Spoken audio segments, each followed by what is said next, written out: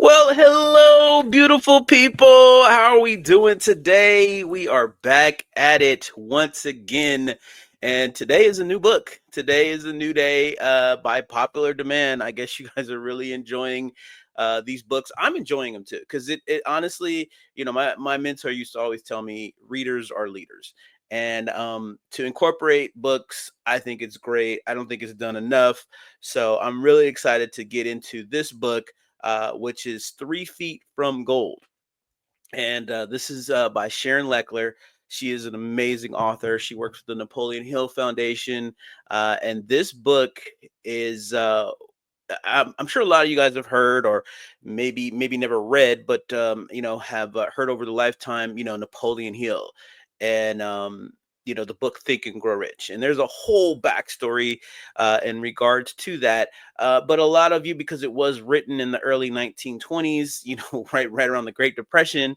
Even myself, I wasn't born around that time, so it's a little dated. So this book really modernizes those same principles and techniques, and I can guarantee you any guru that you've probably listened to within my lifetime, and if you're younger, even if you're older, they all had influence from Napoleon Hill. And so but I think one of the things that Sharon Leckler wanted to do in regards to this book was that she wanted to be able to not only modernize it but also incorporate female entrepreneurs, and just let it make it more humanized, where um, there isn't such these stereotypes that only certain people can be rich and things like that. And so this book does an amazing job from that, and just really letting you know how close we all are. That's what the whole thing is, this 3 feet from gold, how close we are to actually creating success, and how we just don't never want to quit. And that's really the key concepts from this book. It goes into a lot more depth. I really, really enjoy this book. I can't wait to share it with you guys. And these videos, I will try to keep them.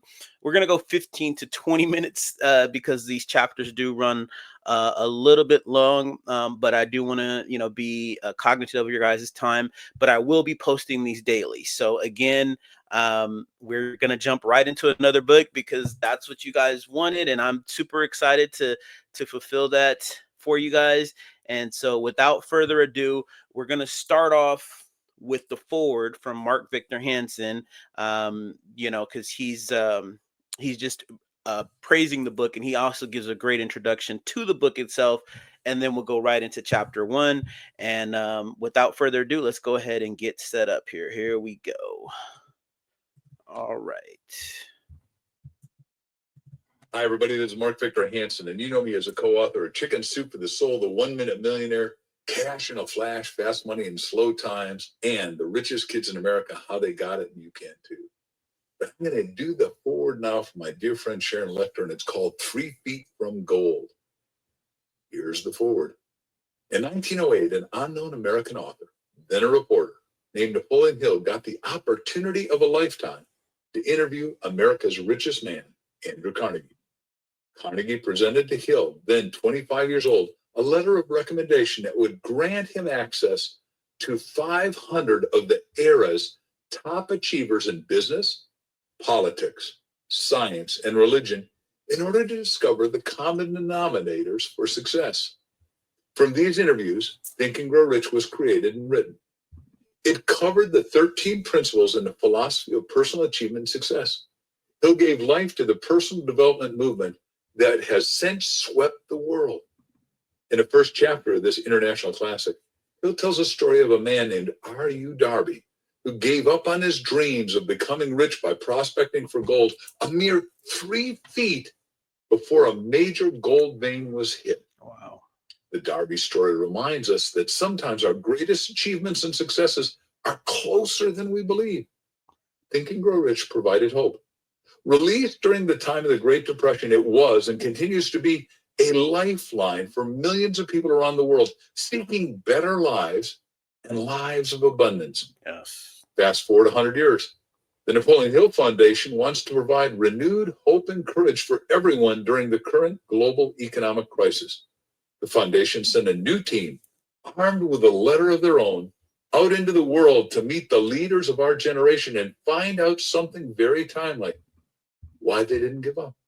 Through their challenging times, from these interviews, many lessons were learned that are shared in the book. 3 Feet from Gold. From reading these leader stories, you will learn what kept them going, what gave them the courage to persevere, and why they want to share their stories of success with you so you may find your own personal path to great success. The foundation was pleased to find that nearly all these great icons of today credited Hill's original work as the driving force behind their accomplishments. I, too, can honestly say that it was Hill's teaching that inspired me and taught me the essential keys to success. More importantly, Hill gave me the strength to carry on when others did not share my passion and vision. In today's global landscape, we truly need to keep reminding ourselves that once we find our definite major purpose and create our mastermind, it is our responsibility to continue the quest no matter how hard the challenge. Every one of us holds a gift that is meant to be shared with the world. Sure, there will be setbacks, and yes, there will be struggles. Yet it's the people who keep going in spite of their fear who become the leaders of tomorrow. Don't wait until everything is just right. It will never be perfect. That's right. There will always be challenges, obstacles, and less than perfect conditions. So what? Get started now. With each step you take, you will grow stronger and stronger, more and more skilled, more and more self-confident, and more successful. Within these pages, I invite you to discover what your special gift is. And once you do, to keep moving toward it, never giving up or quitting. You are 3 feet from gold. Love it. Yes, yes. Every adversity, every failure, and every heartache carries with it the seed of an equivalent or greater benefit. Yes. Napoleon Hill. Chapter 1. Running on Empty. All right, here we go. Flinging open the taxicab door, Greg stepped in, then slumped across the back seat. He was running late, again. A cell phone clutched in one hand and a rolled-up newspaper in the other gave him the look of a stereotypical Wall Street junkie. He barked an address at the cab driver. The driver rolled his eyes in response to his new passenger's attitude. Having just returned from New York that morning in time for a business lunch, Greg was still in his East Coast mode and very late to meet his girlfriend at their apartment. Block after block, the San Diego native chatted endlessly into his phone, pausing only long enough to dial a new number or switch to an incoming call. How about some good news for a change, he thought to himself, frustrated by the messages left for him. Suddenly, and unexpectedly, there was a pause. "Hey, wait a second," Greg said to his counterpart through the receiver. "This isn't my jacket. That idiot at the restaurant gave me the wrong one." Overhearing this remark, the driver looked into the rearview mirror and asked, "You want me to go back to where I picked you up?" Running his hand over the lapel, Greg looked at the designer label on the inside and smiled. The tone of superiority returned to his voice as he said, "No way, this one's much better than mine. Some sucker will be stuck with my old jacket." He enjoyed the thought of the other man fuming when he discovered the switch with an inferior garment. The driver shook his head in disappointment before catching himself. Sadly, he had accurately assessed his passenger's character. As a virtual poster child for the Me Society, Greg expressed little regard for others and their feelings. He was all about looking good and looking successful, though he hadn't always been that way. In actuality, he ran a small marketing company and was much less impressive than the inflated title he had conjured up for himself on his business card. Far from the successful image he projected, he was seriously in debt and found himself uninspired and unfulfilled. Even worse, his relationship with his girlfriend, Mia, was falling apart, fast. At this moment, his life was reminiscent of a bike ride on flat tires down a dirt road pockmarked with potholes. The one thing he had learned for certain was that nothing in life was certain. There had been a time where everything was laid out before him like a banquet for a conquering hero. He had a plan, a strategy, and was armed with the energy of a nuclear explosion. His entire life was on track, until he ran into what many would consider simple, ordinary roadblocks. This was his Achilles heel. He knew how to dream in grandiose proportions, and he even knew a thing or two about follow-through. He just couldn't seem to handle adversity. And in this deeply troubled economy, there was little else in front of him, as for so many other people. In other words, Greg was full of expectations, but had no results to show for them. In Texas, they refer to it as all hat, no cattle. Hmm. And we're here, the cabbie announced, pulling up to the curb in front of a luxury apartment building that very few people could afford, especially Greg himself nowadays. Stepping out of the cab and mumbling, "Keep the change," he tossed a wadded up $20 bill through the window. Looking at the meter and the wrinkled cash, the driver realized he had just been given a whopping 10-cent tip. Another big spender, he thought to himself as he sped off in disgust. "Good evening," Frank the doorman said in advance of Greg's approach. Handing the tenant his mail and a past-due rent notice, Frank leaned toward him and whispered, "Sir, there is something I need to tell you." Greg motioned to the phone still pressed to his ear. He continued talking and walking. Frank, who had worked in the building since it opened, shrugged his shoulders and went back to his duties. Unfortunately, this was not an unusual interaction between the two. The only pause in the telephonic monologue came when the elevator door opened, and then only because Greg knew there would be no reception inside it. He cut the call short. Relieved that no one joined him inside, he pushed the button for his floor and leaned back, mesmerized by his own reflection in the shiny doors. Gazing at himself, he thought, "I look pretty good in my new jacket." It was a quiet ride to his destination, but his brain was less than still. Having no one to talk to, his internal dialogue about his current troubles kept him busy until the ding of the elevator disrupted his reverie. Returning home as he had done 100 times before, he stepped from the elevator, walked to his apartment, unlocked the door, and went inside, calling out his girlfriend's name. "Mia!"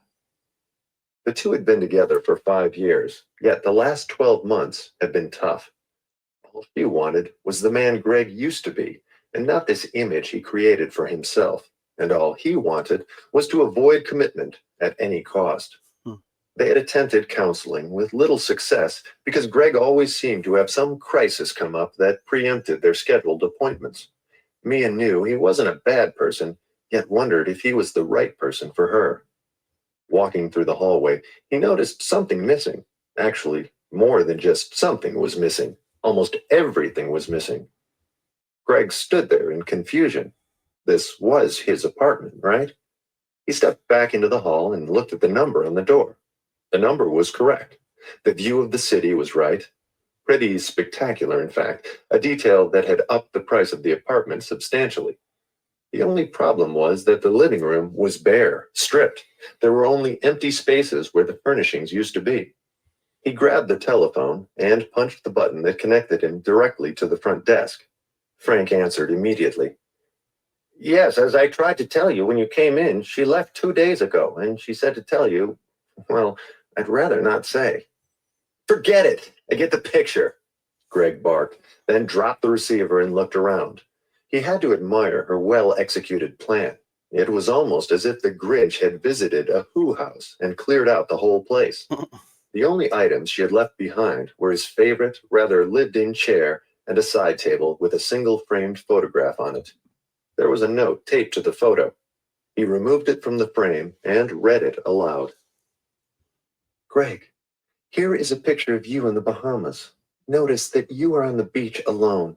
This represents the way I felt in our relationship. I hope you find someone who can love you as much as you love yourself. Mia." Ouch. Throwing the note aside, he felt a sense of abandonment as he trudged across the room, removing the stranger's coat and letting it fall to the bare floor. As he loosened his tie, he noticed that a business card had fallen out of the jacket onto the floor, face up. It hadn't occurred to him to check the pockets to see if he could figure out who the owner might be. He picked up the card.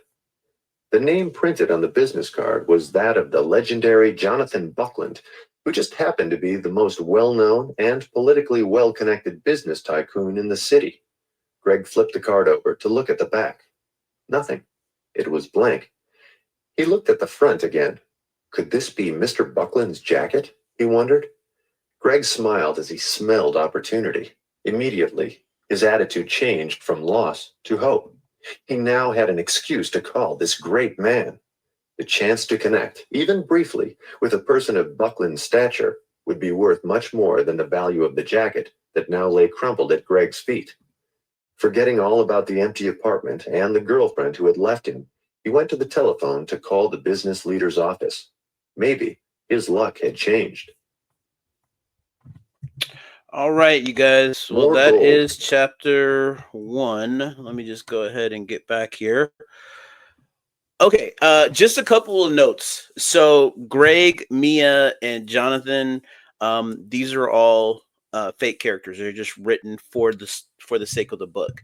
But all the interviews, all the success stories, everything is all true. So just wanted to kind of give you a little context. So because when Napoleon Hill first wrote Think and Grow Rich, he interviewed the most successful people in the world of that time. And so this follows in that similar suit, but it's done a little bit differently, but it is all based on true stories. So I hope you guys are going to enjoy this book. This is definitely more in a narrator type of form. It's the same guy who actually did the book Outwitting the Devil. So he's a great narrator. I think this is a great opportunity, not only just because it's a little more of a story based, but it's a little different from the book that we just got into with Excuse Me, Their Life is Waiting. But the principles and the structure is all the same. And again, these universal principles that we continue to learn, it's just what's so fascinating about this. And so with the last book, it was definitely more literal when it came to the law of attraction and understanding things. This is more in a business sense, because a lot of people want to feel a little more grounded when it comes to this type of work, which is totally fine. However you get there to your success, that's what it takes.